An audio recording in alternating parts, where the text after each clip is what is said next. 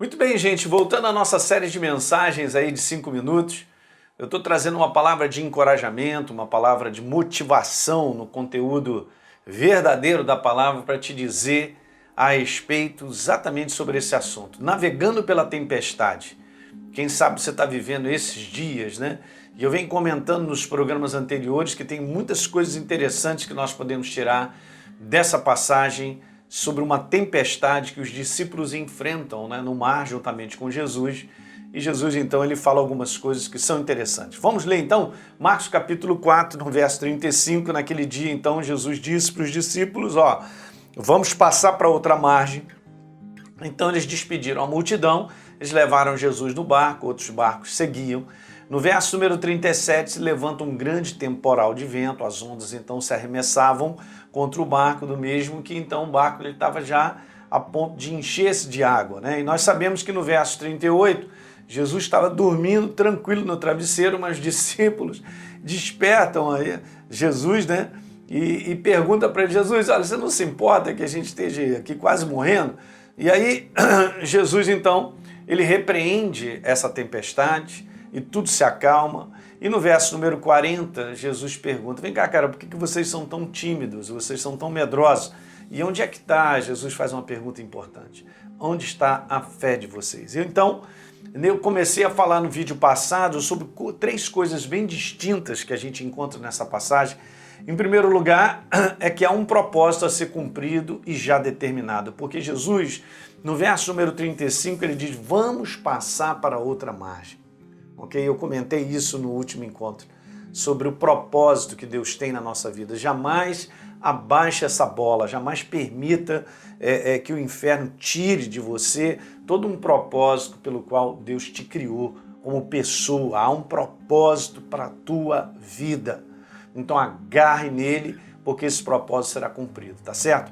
Vamos falar de uma outra coisa que a gente encontra bem distinta nessa passagem. Uma segunda coisa é uma grande oposição, obviamente, ao cumprimento desse propósito, né? Por que aparece do nada um temporal daquele para que Jesus não chegue do outro lado? Se você ler depois, você vai ver que Jesus ele vai a um lugar onde ele liberta uma pessoa encarcerada, um endemoniado, e essa vida é completamente recuperada e transformada.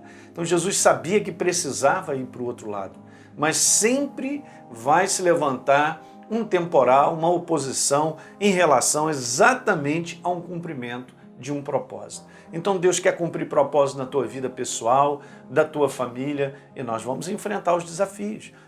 Não tem nada de errado nesse conteúdo, porque é assim mesmo. Você sabe que às vezes a gente conversa com as pessoas e elas acham que só elas têm problemas, que só ela está enfrentando algo difícil, que o outro que está do meu lado está tudo bem, está maravilhoso, e a gente não faz ideia, conversando uns com os outros, de como cada um enfrenta o seu tipo de desafio, ou a sua tempestade, onde está mostrando, caramba, a água está enchendo no barco, esse barco vai afundar.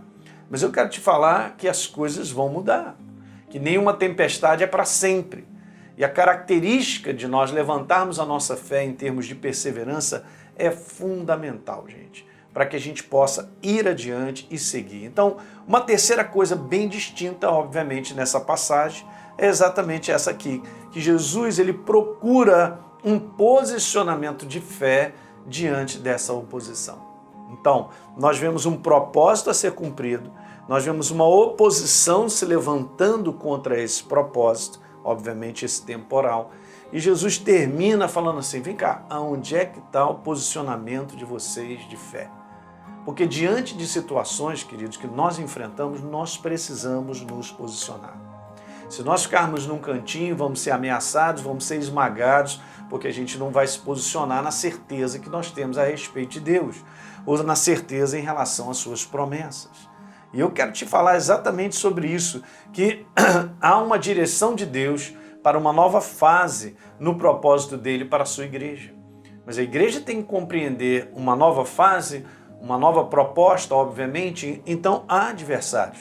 Você sabe que certa ocasião o apóstolo Paulo, eu até vou ler para você, em 1 Coríntios, no capítulo 16, ele diz algo bem interessante, porque ele fala assim no verso número 9, porque uma grande porta uma grande porta, uma porta grande e oportuna para o trabalho se me abriu. Quer dizer, então, na verdade, Deus abre portas para nós, não é verdade? Nós vamos caminhando debaixo das portas que Deus vai abrindo. Mas ele considerou exatamente isso e colocou, mas há muitos adversários. Então sempre existirá essa oposição. Então hoje, de repente, olhe por esse ângulo que você está passando por uma tempestade, porque é uma oposição ao propósito que Deus tem na tua vida, que é bom, perfeito, agradável, a sua vontade, para ser cumprida na tua família, na tua própria vida. Ei, vamos enxergar de maneira própria.